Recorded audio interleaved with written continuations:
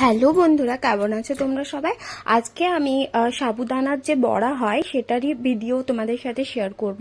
এটা আমি first time বানাচ্ছি, কারণ আগে আমি অনেক জায়গায় দেখেছি বা শুনেওছি যে যারা নন বেঙ্গলি আছেন যে সাবু দিয়ে বড়া বানিয়ে তারা একাদশীতে ভগবানকে প্রসাদ দেন। তো আমি কখনো বানাইনি।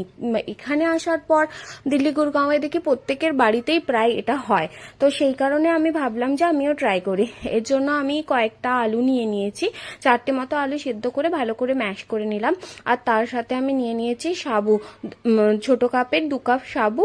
আর বাদামটাকে ভালোভাবে একটু তাওয়াতে রোস্ট করে একটু পিষে নিয়েছি। তার উপরে দিয়েছি কাঁচা লঙ্কা, ধনেপাতা, ব্ল্যাক পেপার, সন্ধক লবণ, আমচুর পাউডার আর সামান্য ভাজা জিরে গুঁড়ো আর গোটা জিরে। এরপর এটাকে খুব ভালোভাবে মাখাতে হবে। অনেকে এর উপরে কয়েকটা ওই তোমার সাবুদানা রোস্ট করেও দিয়ে দেয়, কিন্তু সেটা হলে না একটু শক্ত হয়ে যায়। তো ওই জন্য আমি এরকমই করলাম। ভালোভাবে মাখাতে হবে। তারপর হাতের মধ্যে ঘি নিয়ে করে এটাকে কাটলেটের আকারে বা চপের আকারে গড়তে হবে।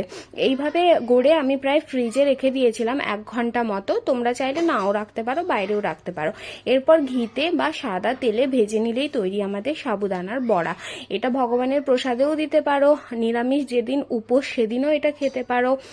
তো আমি বানিয়ে দেখেছিলাম, খেতে একদম চপের মতো লাগছিল, খালি ওপরটা মনে হচ্ছিল লেয়ারিংটা এত ভালো লাগছিল, পুরো ক্রিস্পি আর ভেতরটা আলু। তো যদি এটা তোমরা বানিয়ে খাও, আমি নিশ্চিত তোমাদেরও খুব ভালো লাগবে।